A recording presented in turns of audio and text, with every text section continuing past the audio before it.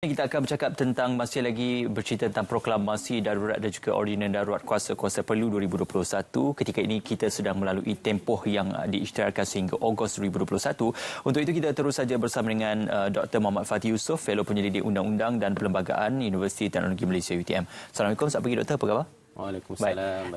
Sudah pasti proklamasi darurat itu mengikut kerangka perkara 150/1 dan juga beberapa perkara ataupun fasal yang berkaitan dalam perkara 150 tersebut. Cuma persoalan penting adalah apabila ordinan darurat itu dilaksanakan bersandarkan kepada proklamasi darurat, apa sebenarnya yang perlu difahami tentang bidang kuasa eksekutif dan juga bidang kuasa yang diperuntukkan di bawah proklamasi dan juga ordinan darurat kuasa-kuasa perlu? Ya, terima kasih Ismail. Apabila kita sebut darurat ini, dia bermakna satu situasi yang cemas. Sebab perkataan darurat dalam bahasa Inggeris, emergency itu boleh diterjemahkan juga selain pada perkataan darurat dalam bahasa Melayu, juga masuk kecemasan. Betul kan Ismail? Dan situasi ini tentunya satu situasi yang luar biasa untuk menghadapi keadaan yang luar biasa yang berlaku dalam negara. Dan kalau kita perhatikan berbalik kepada persoalan yang Ismail sebut tadi dari sudut kuasa badan eksekutif yang wujud di dalam negara kita, sebagaimana yang termaktub di dalam ordinan darurat kuasa-kuasa perlu 2021 dan juga kenyataan yang disebut oleh Perdana Menteri bahawa walaupun darurat diisytiharkan tetapi kuasa eksekutif di bawah kerajaan yang masih ada. Bermaksud kerajaan yang mentadbir negara kita dalam tempoh darurat ini, Ismail, adalah kerajaan awam, bukan kerajaan tentera, dan bukan juga satu bentuk pemerintahan seperti darurat 1969. Kalau kita imbau balik, darurat tahun 1969, Yang di-Pertuan Agong telah melantik seorang yang diberi nama Pengarah Gerakan Negara. Pengarah Gerakan Negara. Dan Pengarah Gerakan Negara ini diberi kuasa eksekutif sepenuhnya oleh Yang di-Pertuan Agong. Pada waktu itu Timbalan Perdana Menteri iaitu Allahyarham Tun Razak menjadi Pengarah Gerakan Negara dan ditubuhkan satu majlis di bawah pengarah itu iaitu Majlis Gerakan Negara. Dan ramai orang tahu perkataan Magiran iaitu Majlis Gerakan Negara. Majlis ini sebenarnya dia mentadbir berdasarkan kuasa yang diberikan oleh individu yang menjadi Pengarah Gerakan Negara. Tapi untuk darurat pada kali ini tak berlaku begitu. Maknanya kerajaan persekutuan, kerajaan negeri seluruh negara kita ini masih kekal mentadbir sebagai satu kerajaan awam. Cumanya apabila disebutkan dalam proklamasi darurat ataupun ordinan darurat kuasa-kuasa perlu itu adalah tentang bagaimana bidang kuasa kerajaan untuk mengambil alih hak sementara bagi bangunan ataupun premis yang dirasakan sesuai dalam mendepani pandemik COVID-19. Itu telah pun disebutkan. Maka itu antara faktor-faktor terpenting, elemen penting dalam perkara pelaksanaan darurat ini. Jadi bagaimana doktor melihat ini satu keperluan darurat ini sebenarnya adalah korelasi dan juga objektifnya untuk mendepani pandemik COVID-19 dalam situasi ketika ini. Ya, betul-betul Ismail. Fokus darurat ini dia tak ada yang lain sebenarnya untuk menghadapi wabak COVID-19, wabak COVID-19. Dan kalau kita perhatikan sebenarnya apa yang berlaku ini bertujuan untuk meningkatkan kemampuan kerajaan dalam menghadapi wabak yang berlaku. Walaupun kita sebelum ini kita menggunakan Akta Pencegahan dan Pengawalan Penyakit Berjangkit 1988 atau Akta 342, akta itu belum memadai lagi Ismail, seperti yang disebutkan tadi iaitu umpamanya dari sudut kuasa kerajaan untuk bertindak dengan lebih cepat, umpamanya untuk mengambil atau mendapatkan sumber-sumber. Sumber ini bukan sekadar aset, termasuklah sumber tenaga manusia di hospital-hospital kerajaan dan sebagainya. Ini boleh dilakukan dengan cepat bila wujudnya ordinan darurat. Dan di samping itu, saya percaya antara perkara yang penting juga adalah untuk memberi kuasa kepada kerajaan membuat ordinan itu, iaitu membuat undang-undang dengan cara yang cepat. Sebab kalau ikut proses biasa Ismail, kalau katakan kita nak buat undang-undang, kita perlu panggil parlimen dahulu. Notis kurang-kurangnya 28 hari kan. Kemudian ada bacaan kali pertama, bacaan kali kedua, bacaan kali ketiga di Dewan Rakyat. Kemudian perlu dibawa pula ke Dewan Negara. Jadi prosesnya panjang dan belum tentu proses itu lancar. Kadang-kadang ada perbahasan, ada undi dan sebagainya, mungkin timbul masalah. Tetapi dengan adanya kuasa darurat ini, undang-undang itu boleh dilakukan dengan mudah, cepat. Melalui ordinan darurat yang diisytiharkan oleh Yang Bertuan Agong. Dan sebenarnya ini penting, umpamanya macam kerajaan bercadang untuk meningkatkan denda. Sebab di dalam Akta 342, kadar denda agak rendah. Sebab saya percaya akta itu dibuat untuk situasi yang biasa. Mungkin penyakit TB, penyakit denggi dan sebagainya menggunakan akta itu. Mungkin pada waktu akta itu dibuat pada tahun 1988, tidak ada gambaran bahawa akan berlaku situasi seperti kita hadapi hari ini. Jadi kadar dendanya rendah. Sedangkan kita berdepan dengan satu situasi, contohnya ada syarikat-syarikat yang tidak mematuhi SOP. Syarikat itu ada banyak sumber, banyak keuangan. Dan bila dia tak patuh, kalau dibayar denda yang sedikit, dia masih lagi dapat tidak rugi. Sebab itulah melalui ordinan ini ditingkatkan kadar denda sehingga RM5 juta. Jadi ini satu kaedah yang perlu dibuat dan banyak lagi aspek yang memerlukan kerajaan bertindak cepat dan dalam situasi itu darurat sangat perlu. Tindakan yang proaktif itu amat perlu. Kerana disebutkan juga dalam ada fasal dalam Perlembagaan Persekutuan, apa-apa undang-undang yang telah pun dirangka ataupun dilaksanakan di bawah ordinan darurat itu boleh bercanggah dan dibenarkan untuk bercanggah dengan apa-apa kerangka undang-undang dalam fasal Perlembagaan Persekutuan itu sendiri. Makanya apabila kita melihat hukuman denda RM1,000 itu boleh diterjemahkan kepada hukuman denda yang lebih tinggi, makanya itu satu tindakan kerajaan untuk mengubah undang-undang itu supaya menjadi lebih reaktif dan juga proaktif. Dalam hal ini, Doktor, ini satu perkara yang cukup menarik untuk kita tekuni bersama kerana ada yang bertanya bagaimana proses pilihan raya ataupun proses demokrasi yang akan dapat dijalankan dalam sepanjang ordinan darurat kerana kuasa diperuntukkan atas perkenan Kepedulian Yang Mulia Sri Paduka Baginda Yang-Bertuan Agong merujuk pada perkara 55 untuk memanggil semula parlimen dan sebagainya. Jadi bagaimana proses demokrasi khususnya persidangan parlimen dan pilihan raya boleh diadakan dalam tempoh ordinan darurat? Ini satu isu yang penting juga, Ismail. Berkaitan dengan pilihan raya misalnya, kalau kita lihat dalam kita menghadapi wabak COVID-19 ini, memang kita terpaksa menyekat beberapa perkara lah. Dari sudut aspek pendidikan ada sekatan dia. Jadi sekarang ni pelajar-pelajar tak boleh pergi sekolah seperti biasa. Dari sudut ekonomi banyak sekatan dia. Dari sudut sosial pergaulan ada sekatan dia. Dan dari sudut politik tentunya ada sekatan dia kan. Maknanya terpaksa wujud sekatan-sekatan. Cumanya berbeza aspek kalau kita katakan dari sudut ekonomi, pendidikan. Sekatan itu boleh dilakukan dengan arahan pentadbiran melalui kuasa eksekutif. Itu mudah saja buat sekatan. Tetapi aspek politik ini susah sedikit untuk kita sekat. Kita ambil contoh seperti pilihan raya. Pilihan raya kalau ikut dalam undang-undang kita tidak ada satu kaedah untuk membatalkan pilihan raya.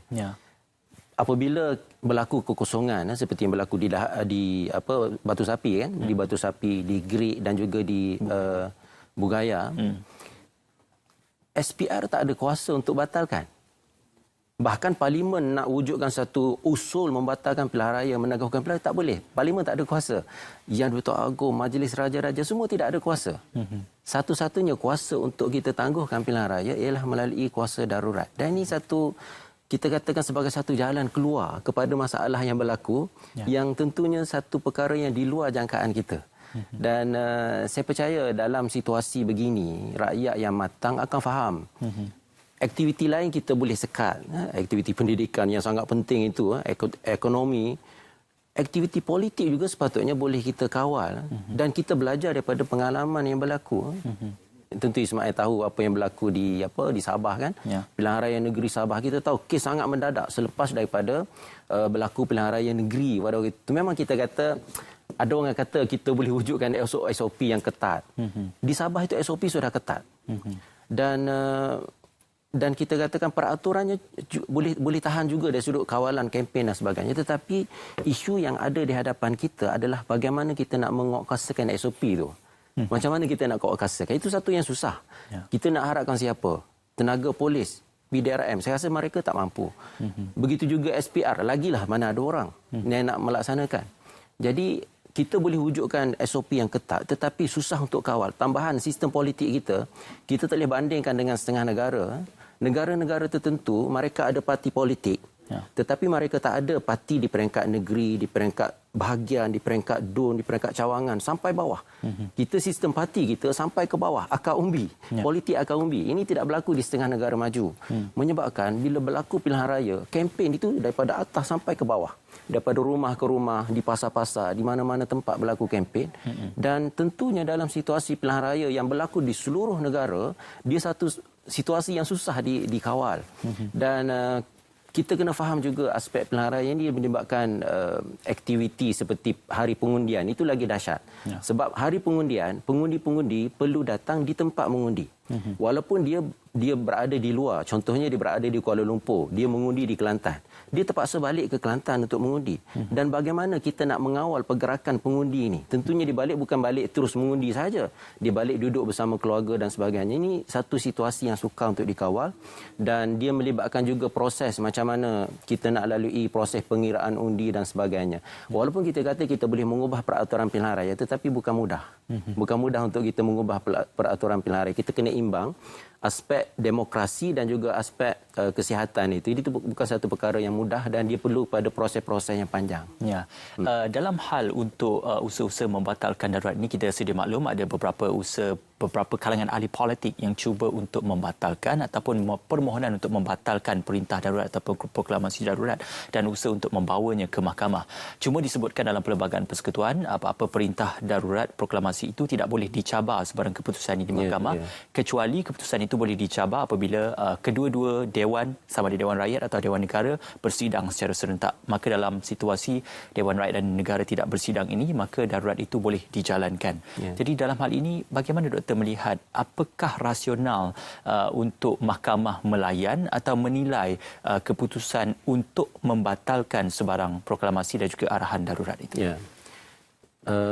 Bila darurat diisytiharkan, yang pertamanya kita kena memahami proses yang dilakukan. Yang kedua tujuan dia. Prosesnya ialah melalui kuasa yang di-Pertuan Agong, melalui nasihat Perdana Menteri dengan keputusan kabinet. Bermakna di situ ada tiga pihak. Yang pertama kabinet membuat keputusan, Perdana Menteri menyampaikan nasihat kepada Yang di-Pertuan Agong berdasarkan keputusan kabinet dan Yang di-Pertuan Agong mengisytiharkan darurat apabila berpuas hati bahawa wujud situasi darurat. Dan kita tahu bahawa pada 23 Oktober 2020 yang lepas, tahun lepas, Perdana Menteri pernah memohon untuk pengisytiharan darurat.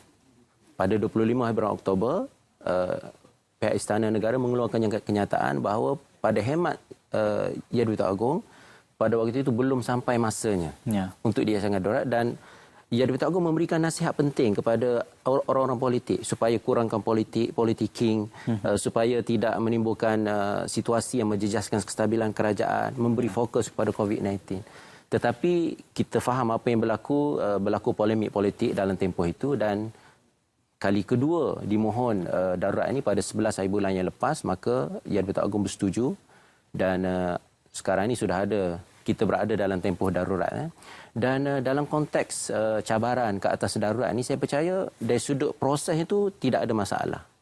Dia melalui proses yang betul. Dari sudut tujuan pula, tujuan yang dinyatakan di dalam perlembagaan ialah apabila wujud perkara yang boleh menjejaskan ketenteraman awam, keselamatan rakyat, keselamatan negara dan juga ekonomi. Dan asas yang disebut di dalam perkara 150 fasa 1 itu wujud. Sebab kita memang situasi kita ni kita menghadapi masalah yang berisiko dari sudut ekonominya, tidak siapa boleh nafikan. Jadi berdasarkan dua perkara ini kalau dibawa ke mahkamah sekalipun, saya percaya mahkamah akan menganggap bahawa darurat ini sebagai satu yang sah. Cumanya seperti yang Ismail sebut tadi kita ada perkara 150 dalam kurungan 8 yang menyebut bahawa darurat ini tidak boleh dicabar di dalam mana-mana mahkamah atas apa-apa alasan sekalipun. Ya, dan yang penting adalah walaupun kita mendepani perintah dan juga ordinan darurat ini, kepatuhan masyarakat dan juga rakyatnya amat perlu supaya kita sama-sama menjadi rakyat bertanggungjawab dalam mematuhi perkenaan kebadulian Yang Mulia Seri Paduka Baginda Yang Pertuan Agong. Doktor, ini satu perkara yang cukup perlu untuk ditekuni. Kalau kita sudah mempunyai Akta Kawalan Penyakit Berjangkit yang disebutkan tadi dan juga ordinan darurat kuasa-kuasa perlu, dalam hal ini mengapa kedua-dua perkara ini perlu digerakkan secara bersama? Tidak bolehkah salah satu daripadanya diterjemahkan ataupun dikuatkuasakan berbanding antara satu yang lainnya, Doktor? Okey, Akta 342 ini memperincikan kaedah untuk melakukan tindakan. Ordinan darurat memberikan kuasa. Ya. Dan ordinan darurat memberikan kuasa secara umum. Dan dari sudut di dalam ordinan itu juga menyebut rujukan atau kaitannya dengan akta. Ini perlu berjalan serentak. Okey. Sebab proses undang-undang ini dia bukan berjalan sendirian tetapi dia perlu mengambil kira semua aspek. Dan asas yang utama di dalam negara kita sekarang dalam situasi darurat ini adalah berdasarkan kepada ordinan darurat tadi. Jadi itu yang utamanya. Okey, terima kasih atas perkongsian Doktor. Satu perkongsian yang baik juga. Itu dia darurat dan demokrasi. Sudah pastinya proklamasi darurat mengikut kerangka perkara 150 Fasal 1 Perlembagaan Persekutuan.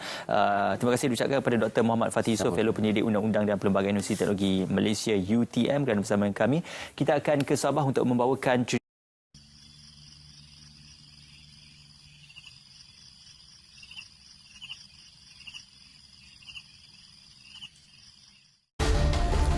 Assalamualaikum dan salam sejahtera. Anda bersama saya di Laila Kadir dalam Berita Tengah Malam.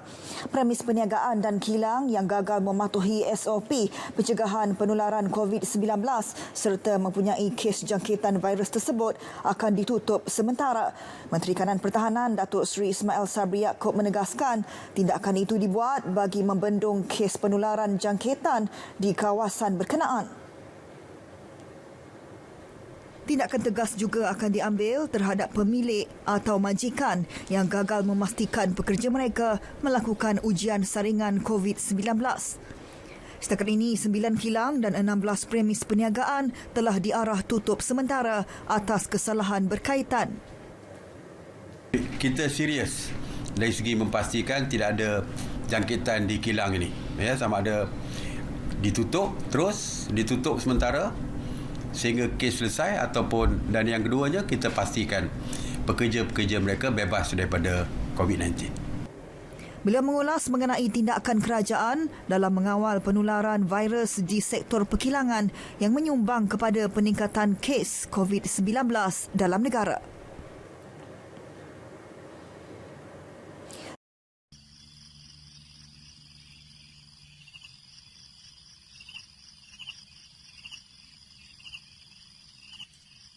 Tadi dan untuk selepas ini sebenarnya kita nak kongsi tentang berkaitan dengan vaksin sebenarnya, tentang keselamatan dan juga keberkesanan vaksin COVID-19.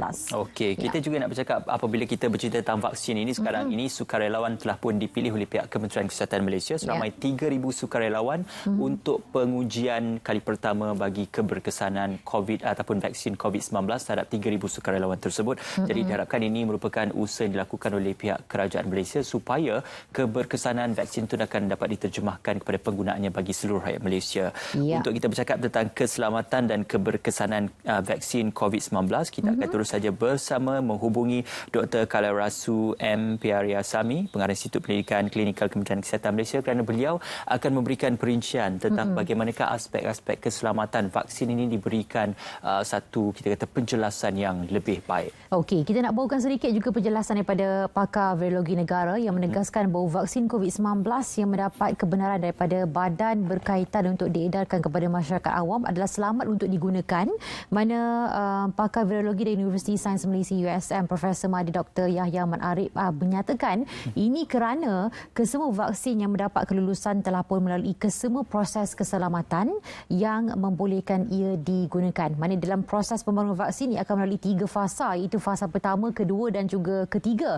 Jadi berkenaan keselamatan dan juga keberkesanan sesemua vaksin itu ia memang telah dipantau bermula daripada fasa yang kedua lagi. Okey, dan sekiranya di fasa kedua sebuah vaksin itu telah menunjukkan kesan sampingan yang tinggi, tentunya ia tidak akan dibenarkan untuk melalui fasa ketiga dan seterusnya mendapat kelulusan untuk diedarkan kepada masyarakat. Jadi dalam erti kata lain, semasa dalam fasa yang kedua ni sesebuah vaksin ini telah menunjukkan keberkesanan dan juga kesan sampingannya terhadap pengguna di satu, dan di situ sebenarnya ia sudah dinilai. Jadi kalau tidak, sekarang ni sudah pun berada melepasi fasa yang ketiga, Kalau yang kedua dah lepas, ini dah lebih fasa ketiga, maka insya-Allah ia diyakini selamat. Ya. Apabila kita nak bercerita tentang penjelasan kepada vaksin tersebut, sudah pasti beberapa jenis vaksin juga akan turut diimport ataupun turut didapatkan oleh pihak Kementerian Kesihatan Malaysia. Antaranya adalah seperti mana yang popular kita dengar adalah BioNTech dan juga vaksin Sinovac. Untuk kita bercakap lebih lanjut, kita terus saja sudah berada di talian Dr. Khalil Rasu untuk bercakap lebih lanjut. Selamat pagi doktor, apa khabar? Selamat pagi, khabar baik. Ya, doktor, bercakap tentang vaksin dan juga keselamatan dan keberkesanan vaksin ini, pengujian kepada yang terawal 3,000 sukarelawan tersebut adalah untuk memastikan agar vaksin ini dapat dipastikan keadaannya selamat dan juga terkawal dalam memberikan kepada mungkin fasa pertama untuk seluruh rakyat Malaysia. Jadi bagi pandangan doktor sendiri, bagaimana fasa-fasa bagi pengujian secara klinikal terhadap sukarelawan ini amat penting dan juga fasa yang kritikal dalam menilai keberkesanan vaksin terhadap rakyat Malaysia, doktor? Terima kasih. Dari segi percubaan klinikal, seperti yang telah dinyatakan, ada beberapa fasa. Yang pertama ialah fasa sebelum dibawa kepada percubaan klinikal, iaitu di makmal. Di sini pelbagai kajian dilakukan untuk menentukan bahan produk itu selamat dari segi keberkesanannya. Ini diperiksa dulu, juga termasuk penyelidikan menggunakan haiwan. Selepas itu baru dibawa kepada percubaan klinikal di fasa pertama manusia. Ini memerlukan kelulusan daripada pihak regulatory sebab keselamatan sesuatu produk dan vaksin itu mestilah terjamin sebelum digunakan kepada manusia. Di fasa 1, ini adalah satu ciri yang penting kita uji, iaitu keselamatan. Kemudian data keselamatan itu digunakan untuk menggunakannya di fasa kedua dan ke fasa ketiga. Di fasa kedua dan fasa ketiga, keberkesanan vaksin ataupun produk itu diuji, dan apabila didapati keselamatan dan keberkesanan itu diterima, kemudian digunakan pada fasa 4 di mana dia diberi secara kepada semua yang layak diberi vaksin tersebut. Dalam semua tahap ini, aspek keselamatan adalah di titik berat. Dan untuk ujian yang 3,000 kita katakan tadi, ini juga dikira amat penting kerana dari segi keselamatan dan keberkesanannya, kita boleh guna pakai untuk dalam keadaan di mana negara-negara lain menggunakan data ini juga. Okey, baik. Dan dalam kita ingin mengetahui secara asas tentang fungsi dan peranan vaksin, apa sebenarnya faktor kehendak herd immunity ataupun kelompok immunity dan juga pelan imunisasi kebangsaan yang menjadi antara faktor kerajaan mengutamakan pemberian vaksin dalam mengekang penularan virus ini? Dalam penularan virus ini, kita perlu memilikinya dari aspek kenapa vaksin itu diperlukan. Pelan imunisasi kebangsaan sebenarnya untuk penyakit COVID ini ada beberapa matlamat. Yang pertama sekali, iaitu objektif utama ialah untuk melindungi petugas barisan hadapan. Ini termasuk di sistem kesihatan kita dan juga keselamatan. Kerana kedua-dua sistem ini mesti menjamin apa kita beritahu sebagai keadaan stabil di mana kesihatan dan keselamatan itu terjaga. Kedua ialah vaksin itu diberi untuk melindungi populasi di Malaysia yang berisiko tinggi dari aspek mortality dan morbidity. Kita tahu daripada kajian kita, mereka yang berusia 65 tahun ke atas dan mempunyai morbidity ada risiko tinggi untuk gejala yang teruk dan juga kematian. Ketiga ialah pelan imunisasi diberi untuk memberi perlindungan kelompok. Ini ialah yang kita kaitkan dengan herd immunity dari kalangan populasi Malaysia. Untuk mencapai angka ini, kita perlu memberi vaksinasi kepada lebih kurang 70% kalangan populasi Malaysia. Keempat, objektifnya ialah untuk mengawal wabak sekiranya ada kawasan berisiko tinggi. Ia juga boleh diutamakan untuk memberi vaksin supaya kita mengurangkan transmisi jangkitan COVID-19. Jadi objektif ini diperhalusi di bawah pelan imunisasi kebangsaan. Untuk mencapai imuniti kelompok ataupun kawalan perlindungan kelompok, populasi dewasa kita diberi utama untuk menerima vaksin. Sebab vaksin yang kita peroleh sekarang tidak boleh digunakan untuk kanak-kanak lagi. Doktor, dalam kita menilai beberapa jenis vaksin yang akan diperoleh oleh pihak kerajaan Malaysia dan juga pihak Kementerian Kesihatan Malaysia, ada disebutkan juga tentang peratusan keberkesanan bagi setiap jenis vaksin tersebut. Jadi mungkin doktor boleh memberikan komen tentang peratusan keberkesanan dan juga perlindungan yang diberikan oleh setiap jenis vaksin yang berbeza terhadap tubuh badan manusia dan juga terhadap komuniti. Dalam keadaan pandemik COVID-19, pada peringkat awal lagi, WHO iaitu Badan Kesihatan Dunia telah menetapkan efikasi iaitu keberkesanan sekurang-kurangnya 50% bagi setiap calon vaksin yang boleh digunakan. Ianya adalah bertujuan untuk membendung jangkitan COVID-19 khasnya daripada keadaan di mana gejala ini membawa banyak kematian dan juga transmisi yang tinggi. Kemudian dari segi perkajian yang telah dilakukan iaitu percubaan klinikal, vaksin-vaksin yang telah dibawa kepada fasa ketiga kebanyakannya telah mencapai peratusan lebih daripada 90%. Ada vaksin yang mencapai 95% tahap keberkesanannya. Oleh itu, dari segi secara dasarnya, mereka semua layak diberi kepada penduduk. Ini membawa kepada perkara kedua, iaitu apabila kita ada vaksin yang efikasinya tinggi, ia lebih melindungi daripada membawa gejala tinggi yang kita kaitkan dengan COVID-19 dan juga mengurangkan transmisi. Inilah kebaikan di mana efikasi vaksin itu adalah tinggi. Ini yang kita perhatikan daripada beberapa jenis vaksin yang telah pun dihasilkan oleh pengeluar vaksin. Okey, baik. Dan kita nak tahu juga ya, Dr., adakah vaksin yang diwajibkan dalam ada sebenarnya vaksin yang dalam pelan imunisasi ini diwajibkan dan ada yang tidak diwajibkan. Jadi apakah pengambilan vaksin COVID-19 nanti akan dikuatkuasakan menurut undang-undang? Sebenarnya mengikut dasar imunisasi negara di negara kita, pemberian vaksin sebenarnya adalah sukarela dan tidak ada dari segi penguatkuasaan undang-undang untuk menerima vaksin.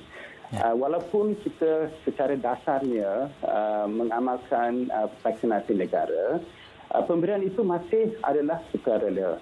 Walaupun demikian, kita perhatikan di kalangan khasnya di kanak-kanak, penerimaan vaksin adalah amat tinggi dan dari segi itu Malaysia juga mempunyai prestasi yang amat tinggi di peringkat dunia dari segi penerimaan vaksin.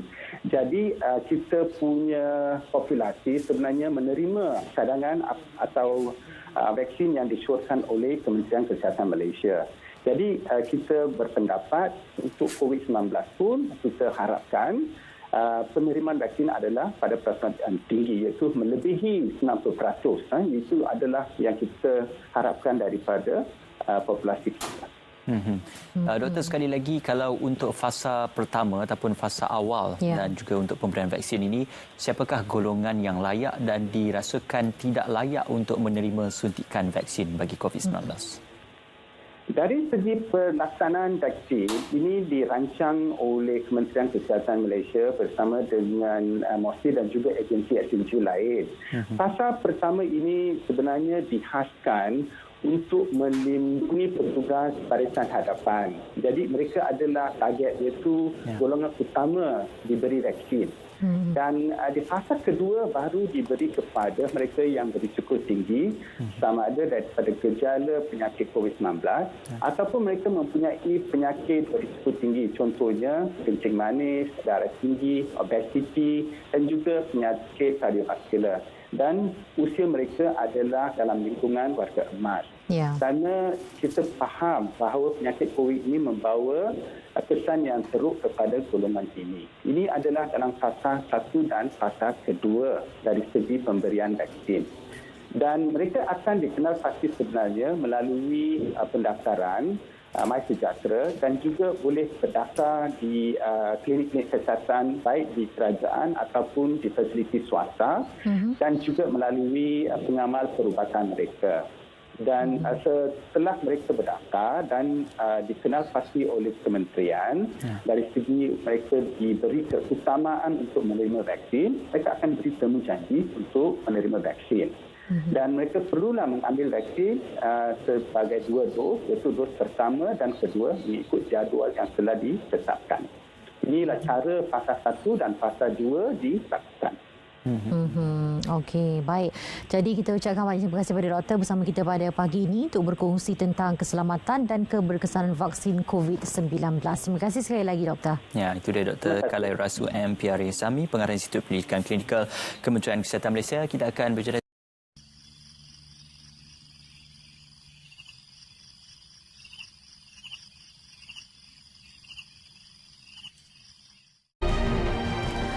Tahanan lokap Balai Polis Mantin nilai disahkan positif COVID-19 malam selepas menjalani saringan baru-baru ini. Ketua Polis Daerah nilai Superintendent Muhammad Fazli Abdul Rahman berkata kesemua mereka merupakan kontak rapat kepada seorang tahanan lelaki yang positif wabak itu selepas dibawa dari penjara Sungai Udang, Melaka. Tambahnya, kesemua tahanan berkenaan akan dipindahkan ke Pusat Kesiapsiagaan dan Tindak Cepat Krisis CPRC Penjara Sungai Buloh, Selangor dan Kawalan Keselamatan Polis. Beliau berkata 31 anggota Ibu Pejabat Polis Daerah IPD nilai yang dikenal pasti menjadi kontak rapat tahanan berkenaan juga telah disaring dan kini sedang menjalani kuarantin kendiri. Katanya Balai Polis dan bangunan pentadbiran IPD nilai juga telah disanitasi dan beroperasi seperti biasa.